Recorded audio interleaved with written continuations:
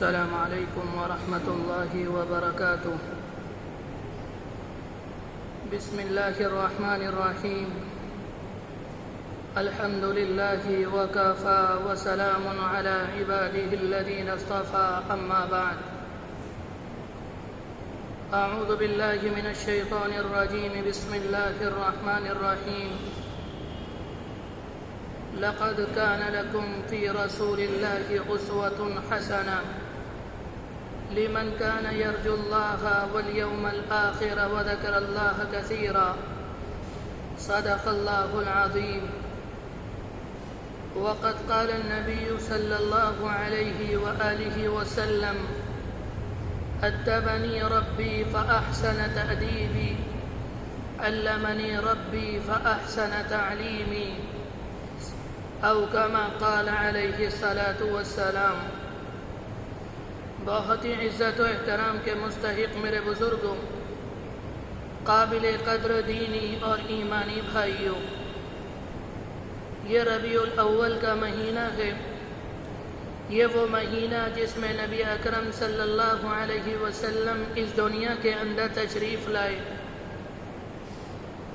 ہم نے اس مہینے کے جمعوں میں سیرت کا سلسلہ شروع کیا تاکہ اللہ کے رسول علیہ السلام کی سیرت، آپ کی تعلیمات، آپ کے اخلاق، آپ کی تعلیمات مبارکہ ہمارے سامنے سے گزر جائے اور سیرت کا سبق ہمارے سامنے پھر سے تازہ ہو جائے.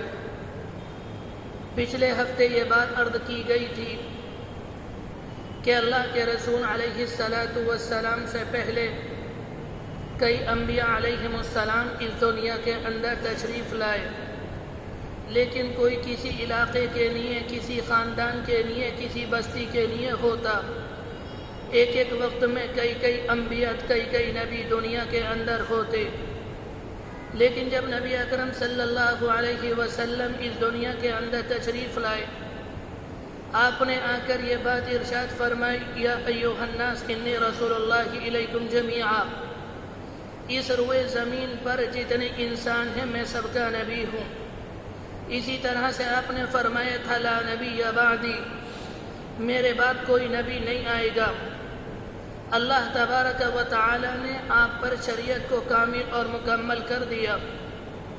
آپ کی شریعت کے علاوہ اس دنیا میں کوئی چیز ذریعہ نجات نہیں. اسی طرح پچھلے ہفتے یہ بات بھی کہی گئی کہ مکہ مکرمہ کو سب سے پہلے کس نے آباد کیا؟ اللہ کے نہایت جلیل القدر پیغمبر ابراہیم علیہ السلام. ان کے دو صاحبزادے، ایک اسحاق اور ایک اسماعیل علیہ السلام، اللہ کے حکم سے ابراہیم علیہ السلام اپنے بیٹے اسماعیل کو مکہ مکرمہ میں چھوڑ کر آئے. وہ وہیں رہے، وہیں پلے بڑھے، وہیں ان کی شادیاں ہوئیں، وہیں ان کے بچے ہوئے. آگے چل کر ان کی نسل میں اللہ کے رسول علیہ السلام کے والد حضرت عبداللہ تشریف لائے. ان کے والد عبد المطلب نے اس زمانے میں سردار قبیلے بنو زہرہ کے سردار کی بیٹی حضرت آمنہ سے حضرت عبداللہ کا نکاح کرایا. کیا ہی مبارک تھا وہ دن، کیا ہی مبارک تھا وہ لمحہ، وہ مہینہ جس میں نبی اکرم صلی اللہ علیہ وسلم اس دنیا کے اندر تشریف لائے. جب آپ اس دنیا کے اندر آئے، چند دن آپ کی والدہ نے آپ کو دودھ پلایا. ابو لہب کی باندی حضرت صوبیہ نے آپ کو دودھ پلایا. اس زمانے میں عربوں کا رواج الگ تھا. اس زمانے میں وہ رواج نہیں پایا جاتا. ان لوگوں کا رواج یہ تھا کہ وہ اپنے بچوں کو جو دیہات سے دودھ پلانے والی عورتیں آتی ان کے حوالے کر دیتے. ان کا ماننا یہ تھا جب بچہ دیہات کے اندر رہے گا، وہاں کی کھلی فضا میں سانس لے گا، اس کا جسم مضبوط اور توانا ہو جائے گا، اس کے اندر بہادری اور ہمت اور جرأت پیدا ہوگی، اور اس طرح سے وہاں عربی زبان شاندار طریقے سے سیکھ سکے گا. ہر سال دیہات سے مکہ مکرمہ عورتیں آتی، شہروں میں عورتیں آتی، بچے کو لے کر چلی جاتی، بچوں کو دودھ پلاتی. بچوں کو گھر والے دودھ پلانے والے عورتوں کو حق الخدمت دیا کرتے. انہیں روپیہ پیسہ کھجور غلہ وغیرہ دیا کرتے۔ بچہ اگر امیر گھرانے کا ہوتا غلہ زیادہ ملتا، روپیہ پیسہ زیادہ ملتا، بچہ غریب گھرانے کا ہوتا تو روپیہ پیسہ کم ملتا۔ جس سال اللہ کے رسول علیہ السلام اس دنیا کے اندر آئے اس سال بھی دیہات کی عورتیں مکہ مکرمہ میں آئیں۔ وہ ایک ایک کر کے عورتیں اللہ کے رسول علیہ السلام کے پاس جاتی، اور جب آپ کے یتیم ہونے کا علم ہوتا یہ کہہ کر چھوڑ کر چلی آتی، بچہ یتیم ہے، اس کی ماں ہمیں کیا دے سکے گی۔ ان عورتوں میں ایک خوش نصیب خاتون حضرت حلیمہ سعدیہ رضی اللہ عنہا بھی تھیں۔ اتفاق سے ان کے ساتھ جتنی عورتیں آئیں سب کو بچہ مل گیا، انہیں بچہ نہیں ملا۔ یہ اپنے شوہر کے پاس آئیں اور آ کر مشورہ کیا کہ میرے ساتھ جتنی عورتیں آئیں تھیں سب کے گود میں بچہ، سب مکہ مکرمہ سے اپنے دیہات کو اس حال میں لوٹیں گی کہ ان کی گود میں بچہ ہوگا اور میں خالی ہاتھ جاؤں گی۔ مجھے یہ بات پسند نہیں کہ میں خالی ہاتھ جاؤں۔ انہوں نے مشورہ کیا، شوہر نے اجازت دی، حضرت آمنہ کے گھر آئیں اور ان کے در یتیم کو لے کر اپنے ساتھ چلی گئیں۔ حضرت حلیمہ کا بیان ہے، جیسے ہی آپ ہماری گود میں آئے، ہماری پرورش میں آئے، ہم نے برکتوں کو اپنی آنکھ سے دیکھنا شروع کر دیا۔ کہتی ہیں جب ہم آپ کو اپنے علاقے اپنی بستی میں لے گئے، وہ علاقہ وہ دیہات جو انتہائی قحط زدہ تھا، جہاں کے لوگ قحط سے پریشان ہو رہے تھے، جہاں بکریوں اور جانوروں کو کھانے کو کچھ نہیں مل رہا تھا۔ ہماری بکریاں چراگاہ میں جاتی، پیٹ بھر کر آتی، پورا دودھ دیتی، اور دوسرے لوگوں کی بکریاں چراگاہ میں جاتی، خالی پیٹ آتی اور پورا دودھ نہ دیتی۔ اس زمانے کے لوگ اپنے غلاموں، اپنی باندیوں سے یہ کہتے کہ تم اپنی بکریوں کو اس چراگاہ میں چراؤ جہاں پر حلیمہ سعدیہ کی بکریاں چرا کرتی ہیں۔ حلیمہ سعدیہ ان سے کہا کرتی، اس میں چراگاہ کی خصوصیت نہیں، کوئی خصوصیت نہیں، یہ تو اس یتیم بچے کی برکت ہے، یہ تو اس بچے کی برکت ہے جس کو تم نے مکے میں یتیم سمجھ کر چھوڑ دیا۔ اللہ کے رسول علیہ السلام کی عمر 2 سال ہوئی، حضرت حلیمہ نے آپ کا دودھ چھوڑایا اور آپ کو مکہ مکرمہ آپ کی والدہ کے پاس لے کر آئیں۔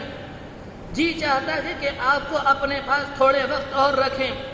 آئیں، آ کر کہا شہر میں بیماریاں ہیں، میرا جی چاہتا کہ بچے کو واپس لے جاؤں تاکہ یہ وہاں پر اچھی طرح پرورش پائے اور کھلی فضا میں سانس لے۔ حضرت آمنہ نے اجازت دی اور وہ لے کر چلی گئی۔ اللہ کے رسول علیہ السلام کی عمر جب 4 سال اور 5 سال کے قریب ہوئی، روایت کے اندر آتا ہے آپ اپنی رضاعی بھائی بہنوں کے ساتھ جنگل کے اندر بکریاں چرا رہے تھے۔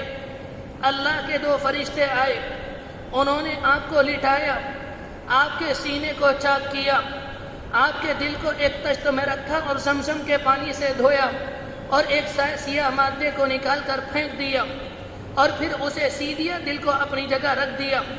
یہ اس موقع پر اللہ نے اپنی قدرت دکھائی۔ جس موقع پر فرشتے نے آپ کے سینے کو چاک کیا اس میں خون کا کوئی قطرہ نہیں نکلا اور اللہ کے رسول علیہ السلام کو کوئی تکلیف نہیں ہوئی۔ جو بچے آپ کے ساتھ کھیل رہے تھے جب انہوں نے اس عمل کو دیکھا وہ دوڑ کر گھر گئے، حضرت حلیمہ اور ان کے شوہر سے کہا، وہ دوڑے دوڑے آئے، انہوں نے دیکھا کہ اللہ کے رسول ایک جگہ سہمے ہوئے کھڑے، پوری بات معلوم کی، آپ نے پوری بات انہیں بتائی۔ اس کے بعد ان لوگوں کو آپ پر خدشات کا ڈر ہوا، آپ کے اوپر ان لوگوں کا ڈر ہوا۔ انہوں نے سوچا کہیں اس بچے کو کوئی تکلیف نہ پہنچ جائے، یہ بچہ کسی مصیبت میں گرفتار نہ ہو جائے، کیا ہی بہتر ہے اسے اس کی ماں کے حوالے کر دیا جائے۔ حضرت خدیجہ نے بچے کو لیا، حضرت حلیمہ نے بچے کو لیا اور مکہ مکرمہ لے کر آئیں، آپ کی ماں کے حوالے کر دیا۔ حضرت آمنہ نے ان سے کہا، تم تو بچے کو بڑے اصرار کے ساتھ لے کر گئی تھی، یہ کیا بات ہے کہ اچانک بچے کو چھوڑ کر جا رہی ہو؟ انہوں نے پوری بات بیان کی۔ حضرت آمنہ نے سنا اور ذرہ برابر ان کے اوپر خوف طاری نہیں ہوا۔ حضرت آمنہ نے حضرت حلیمہ سے کہا، اتخوفت علیہ الشیطان، کیا تم اس بچے پر تمہیں شیطان کا ڈر ہے؟ تم یہ سمجھ رہی ہو اس بچے کو شیطان نقصان پہنچا دے گا؟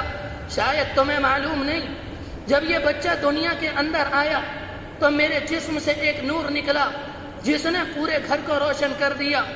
شاید تمہیں معلوم نہیں، جب یہ بچہ دنیا کے اندر آیا، کسریٰ کے آتش کدے کی آگ جو صدیوں سے جل رہی تھی اور لوگ اس کی پوجا کر رہے تھے، اچانک وہ بجھ گئی۔ اس کے محل کے 14 کنگورے ٹوٹ کر گر گئے، ایک بہتا دریا اچانک خشک ہو گیا۔ تمہیں اس پر شیطان کا ڈر ہے، اسے شیطان نقصان نہ پہنچائے گا۔ اللہ کے رسول اپنی والدہ کے ساتھ رہتے رہے۔ آپ کی والدہ حضرت آمنہ مدینہ منورہ کی تھیں، اور آپ کے والد حضرت عبداللہ مکہ مکرمہ کے تھے، اور آپ کے والد کا انتقال ملک شام ایک تجارت کے سفر پر گئے۔ وہاں سے لوٹتے میں راستے میں طبیعت علیل ہوئی، مدینہ منورہ میں قیام کیا اور مدینہ منورہ میں انتقال ہو گیا۔ آپ کی عمر 6 سال کی ہوئی۔ آپ کی والدہ نے آپ کو اور اپنی فداکار باندی حضرت ام ایمن کو ساتھ لیا اور مدینہ منورہ گئیں۔ وہاں پر 1 مہینہ قیام کیا۔ وہاں سے لوٹتے میں مقام ابوا پر اچانک طبیعت بگڑی اور اچانک اللہ کو پیاری ہو گئی۔ ام ایمن نے آپ کو ساتھ لیا اور مکہ مکرمہ لے کر آئیں۔ آپ کے دادا کو پورا واقعہ بیان کیا۔ آپ کے دادا نے اپنے پوتے کو اپنے سائے شفقت میں لے لیا۔ آپ اپنے دادا کے ساتھ رہتے رہے۔ ایک وقت آیا، آپ کی عمر 8 سال کی ہوئی کہ دادا کا انتقال ہو گیا۔ آپ ذرا سوچے تو صحیح، جب آپ شکم مادر میں والد کا انتقال ہو گیا، عمر 6 سال کی ہوئی، والدہ چھوڑ کر چلی گئیں۔ دادا کے ساتھ رہنا شروع کیا، دادا ساتھ چھوڑ کر چلے گئے۔ اللہ نے دنیا کے سارے ظاہری سہاروں کو چھوڑ دیا اور اپنے پیغمبر کو براہ راست اپنا سہارا دے دیا۔ اس میں اللہ کی حکمت یہ تھی کہ کل آپ کے علمی اور عملی کمالات کو دیکھ کر، آپ کی تعلیمات، آپ کے اخلاق کو دیکھ کر کوئی یہ نہ کہہ سکے کہ والدین کی تربیت کا نتیجہ ہے یا دادا کی پرورش کا نتیجہ ہے۔ میں نے پچھلے ہفتے یہ بات عرض کی تھی کہ ہم میں اور انبیاء علیہم السلام میں یہی فرق ہوتا ہے کہ ہمارا اور آپ کا معلم اور استاد انسان ہوتا ہے، لیکن انبیاء علیہم السلام کا استاد، ان کا مربی، ان کا معلم براہ راست اللہ تبارک و تعالی ہوتا ہے۔ انہیں تمام تر معلومات، انہیں تمام تر ہدایات اللہ تبارک و تعالی کی جانب سے ملتی ہیں۔ اس لیے تو اللہ کے رسول نے فرمایا تھا، ادبنی ربی فاحسن تادیبی، میرے رب نے مجھے ادب سکھایا اور کیا ہی شاندار ادب سکھایا۔ بات لمبی ہو جائے گی، بقیہ سیرت انشاءاللہ اگلے ہفتے عرض کروں گا۔ جیسے کہ یہ ربیع الاول کا مہینہ آتا ہے، ہمارے سماج میں، ہمارے معاشرے میں، خاص کر ہمارے ملک اور بر صغیر میں ربیع الاول کے اس مہینے نے ایک تہوار کی، ایک جشن کی شکل اختیار کر لی، ایک جشن کی شکل اختیار کر لی۔ جیسے کہ یہ مہینہ آتا ہے، سیرت النبی اور میلاد النبی کا ایک غیر متناہی سلسلہ شروع ہو جاتا ہے۔ ظاہر نبی اکرم صلی اللہ علیہ وسلم کا مبارک تذکرہ اتنی بڑی سعادت کہ اس کے برابر کوئی سعادت اور خوش نصیبی نہیں، لیکن افسوس یہ کہ ہم نے آپ کے اس مبارک تذکرے کو ربیع الاول کے مہینے کے ساتھ، بلکہ یوں کہا جائے تو غلط نہ ہوگا کہ ربیع الاول کی 12 تاریخ کے ساتھ خاص کر دیا۔ کہا جاتا ہے ربیع الاول کی 12 تاریخ کو نبی علیہ السلام اس دنیا میں تشریف لائے۔ ہم آپ کا یوم ولادت منائیں گے، جس میں آپ کی ولادت اور آپ کی سیرت کا بیان ہوگا۔ یہ سب کچھ کرتے وقت ہم یہ بھول جاتے ہیں جس ذات اقدس کی سیرت بیان ہو رہی ہے یا جس ذات اقدس کا یوم ولادت منایا جا رہا ہے، اس ذات اقدس کی تعلیم کیا ہے؟ کیا اس تعلیم کے اندر اس قسم کا تصور موجود ہے یا نہیں؟ میرے بھائیوں، اگر اسلام میں کسی کا یوم پیدائش منانے کا تصور ہوتا، وہ دن جس دن نبی آخر الزماں اس دنیا کے اندر تشریف لائے، وہ دن اس بات کا مستحق تھا کہ اسے عید قرار دیا جائے، اسے تیوہار کا دن قرار دیا جائے۔ لیکن اللہ کے رسول علیہ السلام نبوت کے بعد 23 سال اس دنیا کے اندر رہے، اور تقریباً آپ کی زندگی میں 23 مرتبہ ربیع الاول آیا اور ربیع الاول کی 12 تاریخ آئی، لیکن روایت میں کہیں یہ بات نہیں ملتی کہ آپ نے صحابہ اکرام سے کہا ہو آج ربیع الاول کی 12 تاریخ ہے، ہم سارے کے سارے ایک جگہ جمع ہوں گے، آج وہ دن ہے جس دن میں اس دنیا میں آیا، آج میری ولادت کا بیان ہوگا، آج میری شان میں قصیدے پڑھے جائیں گے۔ ایک وقت آیا نبی آخر الزمان اس دنیا سے رخصت ہو گئے، اور آپ کے بعد صحابہ کرام جن کی تعداد کم و بیش 1.25 لاکھ تھی اس دنیا کے اندر رہے، اور ان کے سامنے سینکڑوں مرتبہ ربیع الاول آیا، اور ربیع الاول کی 12 تاریخ آئی۔ وہ صحابہ اکرام معمولی نہیں تھے، وہ آپ کے ایک سانس کے بدلے اپنی پوری جان نچھاور کرنے کو تیار وہ اپنی پوری جان نچھاور کرنے کو تیار، لیکن کہیں نہیں ملتا کہ ان کے سامنے ربیع الاول کی یہ تاریخ آئی، انہوں نے جلوس نکالے ہوں، انہوں نے جھنڈیاں لگائی ہوں، انہوں نے موم بتیاں جلائی ہوں، انہوں نے اگربتیاں سلگائی ہوں، انہوں نے یہ طوفان بدتمیزی کی ہو جو اس زمانے میں کی جاتی ہے۔ صحابہ اکرام نے ایسا کیوں نہیں کیا؟ اس لیے کہ انہیں معلوم تھا کہ اسلام رسومات کا دین نہیں۔ جس طرح سے دوسرے مذاہب ہیں ان کے ہاں چند رسومات کو ادا کرنے کا نام دین ہے، جب وہ اپنی رسومات سے فارغ ہو جاتے ہیں وہ آزاد ہیں، اب چاہے وہ شراب پئیں، اب چاہے وہ جوا کھیلیں، اب وہ چاہے زنا کاری کریں، ان کا مذہب انہیں نہیں روکتا۔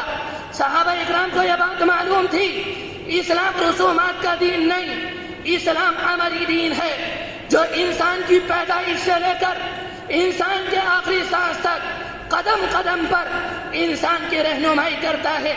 میرے بھائیوں، جب صحابہ کی زندگی میں اور نبی اکرم صلی اللہ علیہ وسلم کی زندگی میں یوم ولادت نہیں پایا گیا تو مسلمانوں میں یوم ولادت کہاں سے آیا؟ یوم پیدائش کب سے منائی گئی؟ میرے بھائیوں، برا نہ لگے تو آج میں آپ کے سامنے کھل کر یہ تاریخ پیش کروں گا۔ عیسیٰ علیہ السلام کے زمانے میں ہمارے ہاں یہ سارا کا سارا طریقہ عیسائیوں سے آیا۔ عیسیٰ علیہ السلام کا یوم پیدائش کرسمس کے عنوان سے 25 دسمبر کو منایا جاتا ہے۔ عیسیٰ علیہ السلام کے زمانے میں ان کا یوم پیدائش نہیں منایا گیا۔ ان کے بعد جو ان کے حواریین تھے، ان کے بعد جو ان کے پیروکار، ان کے ماننے والے، ان کے متبعین تھے، انہوں نے ان عیسیٰ علیہ السلام کا اپنے نبی کے یوم پیدائش نہیں منایا۔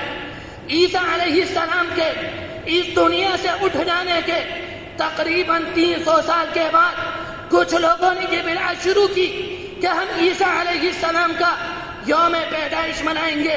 اس زمانے میں جو لوگ عیسیٰ علیہ السلام کے دین پر کسی درجے میں عمل پیرا تھے، انہوں نے ان لوگوں کو روکا کہ عیسیٰ کی تعلیم میں کہیں یہ بات نہیں ملتی کہ ہم عیسیٰ کا یوم ولادت منائیں۔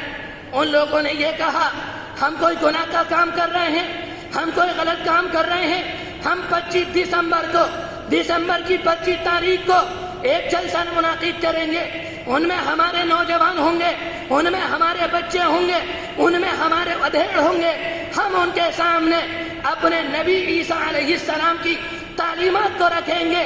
جب وہ ہمارے نبی کی تعلیم کو سنیں گے تو ان کے دلوں کے اندر نبی کی تعلیمات پر عمل کرنے کا جذبہ پیدا ہوگا۔ شروع میں یہ ہوا، دسمبر کی 25 تاریخ آتی، سارے کے سارے لوگ گرجا گھر میں جمع ہوتے، ایک پادری کھڑا ہوتا، عیسیٰ علیہ السلام کی تاریخ پر، ان کی تعلیمات پر، ان کے کردار پر، ان کے سیرت پر روشنی ڈالتا، اور بے ضرر طریقے سے ان کا یہ پروگرام ختم ہو جاتا۔ کچھ سالوں کے بعد لوگوں نے یہ دیکھا ہمارے پروگرام میں نوجوان نہیں آتے، اس میں تو ادھیڑ ہیں، اس میں بوڑھے ہیں، اس میں لاغر ہیں، اس میں ضعیف قسم کے انسان ہیں، اور ہم نے اپنا یہ پروگرام نوجوانوں کو اکٹھا کرنے کے لیے کیا۔ تو انہوں نے یہ طریقہ اختیار کیا کہ اسے ذرا دلچسپ بنایا جائے۔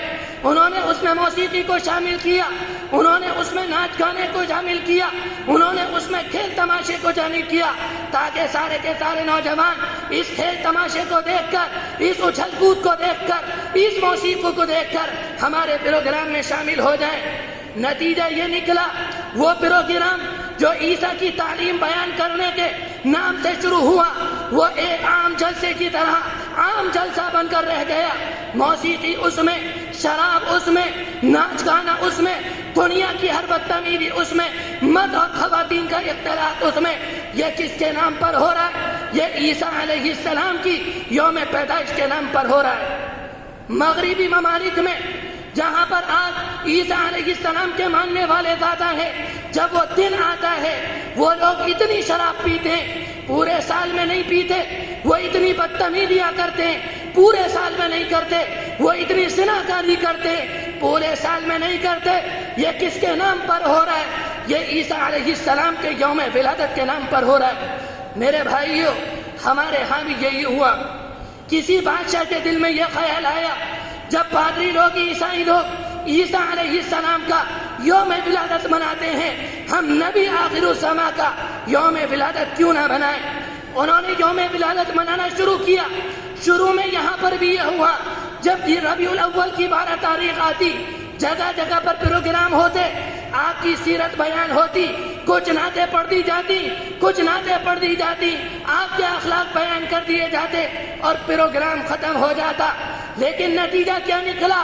آج میری اور آپ کی آنکھوں کے سامنے کس طرح سے سڑکوں پر بدتمیزی کی جاتی ہے، کس طرح سے روضہ اقدس کی شبیہ بنائی جاتی ہے، کس طرح سے بیت اللہ کی شبیہ بنائی جاتی ہے۔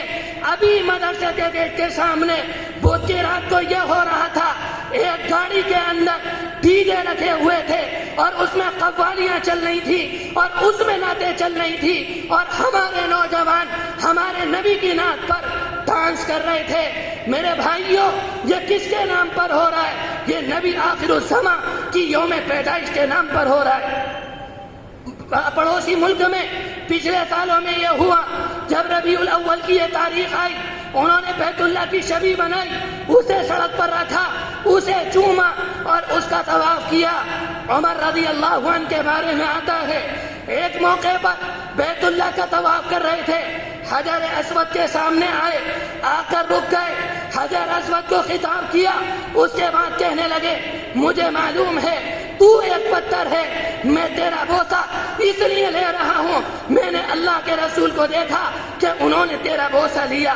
عمر رضی اللہ عنہ کا حال یہ ہے، اگر بوسہ لیتے ہیں، یہ بیان کرتے ہیں یہاں انسانوں کی بنائی ہوئی ایک چیز اسے متبرک سمجھا جاتا ہے، اسے چوما جاتا ہے، اس کا طواف کیا جاتا ہے۔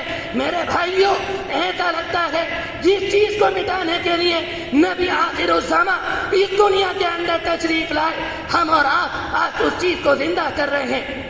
انہی دنوں کے اندر، انہی پروگرام کے اندر یہ لوگ اپنے پروگراموں میں بوانگ کہل یہ بات کہتے ہیں کہ نبی کی آمد پر شیطان روتا ہے، ساری کی ساری مخلوق خوش ہوتی ہے، اشارہ ہماری طرف ہوتا ہے۔ میرے بھائیوں، کوئی ان سے معلوم کرے آپ نبی پر کیا حکم لگائیں گے، آپ صحابہ پر کیا حکم لگائیں گے، آپ امام بخاری پر کیا حکم لگائیں گے، آپ امام مسلم پر کیا حکم لگائیں گے، آپ خواجہ عبد القادر جیلانی رحمت اللہ علیہ پر کیا حکم لگائیں گے، آپ معین الدین چشتی اجمیری رحمت اللہ علیہ پر کیا حکم لگائیں گے؟ ان کے زمانے میں ربیع الاول آتا، وہ اس طرح سے شور اور ہنگامہ نہیں کرتے، وہ جھنڈیاں نہیں لگاتے، وہ موم بتیاں نہیں لگاتے، جس طرح سے انہوں نے نہیں لگائیں اس طرح سے ہم نہیں لگاتے۔ جو حکم آپ ان پر لگائیں وہی حکم آپ ہم پر لگائیں۔ میرے بھائیوں، صحابہ اکرام کا حال یہ تھا، نہ جھنڈیاں تھیں، نہ موم بتیاں تھیں، نہ اگربتیاں تھیں، بس ایک چیز تھی کہ اللہ کے رسول علیہ السلام کی سیرت ان کی زندگی میں رچی اور بسی تھی۔ ان کا ہر دن سیرت النبی کا دن تھا، ان کا ہر کام سیرت النبی کا کام تھا، ان کا کوئی کام ایسا نہیں جو اللہ کے رسول علیہ السلام کی سیرت سے خالی ہو۔ میرے بھائیوں، ہم اور آپ اپنے آپ کے بارے میں غور کریں، ہم کتنی سنتوں کو اس زمانے میں زندہ کر رہے ہیں اور اللہ کے رسول علیہ السلام کی کتنی سنتوں کو ہم اور آپ ذبح کر رہے ہیں۔ اگر غور کریں گے تو ایسا لگے گا ہم نبی کی سنتوں کو زندہ نہیں کر رہے، ہم نبی کی سنتوں کو ذبح کر رہے ہیں۔ آج ہمارے چہرے سنت والے نہیں، آج ہمارا لباس سنت والا نہیں، آج ہمارے بچوں کی تعلیم سنت والی نہیں، آج ہماری شادیاں سنت والی نہیں۔ میرے بھائیوں، اگر ہم اللہ کا محبوب بننا چاہتے ہیں تو اللہ تبارک و تعالی نے قرآن مجید کے اندر بیان کر دیا، اگر تم نبی کی سنت کو اپنی زندگی کے اندر لاؤ گے تو میرے محبوب بن جاؤ گے۔ میرے بھائیوں، اس بات پر غور کریں، ہم نبی کی کتنی سنتوں پر عمل کرتے ہیں اور کتنی سنتوں پر عمل نہیں کرتے، اور کتنی سنتیں ایسی ہیں جنہیں توجہ کی ضرورت ہے۔ نبی کی سنتوں پر عمل کرنا بہت زیادہ آسان ہے۔ جب مسجد میں داخل ہوں، دائیں قدم سے داخل ہوں، دعا پڑھ کر داخل ہوں، مسجد سے نکلے بائیں قدم سے نکلے، دعا پڑھ کر نکلے۔ نبی کی سنتوں پر کتابیں چھپ چکی ہیں۔ ایک کتاب کا نام میں آپ کو بتاتا ہوں، اس کا نام ہے اسوہ رسول اکرم۔ وہ اپنے سامنے رکھ لیں، اس میں اللہ کے رسول کی سنتیں ہیں۔ ایک ایک سنت کو پڑھیے، اپنی زندگی کے اندر لے کر آئیے۔ اس طرح سے اگر ہم سنتوں پر عمل کریں گے، ہمارا ہر دن سیرت النبی کا دن ہوگا، ہمارا ہر کام سیرت النبی کا کام ہوگا، ہمارا ہر لمحہ سیرت النبی میں گزرے گا۔ جو بات کہی گئی اللہ عمل کی توفیق نصیب فرمائے۔ وآخر دعوانا ان الحمد للہ رب العالمین۔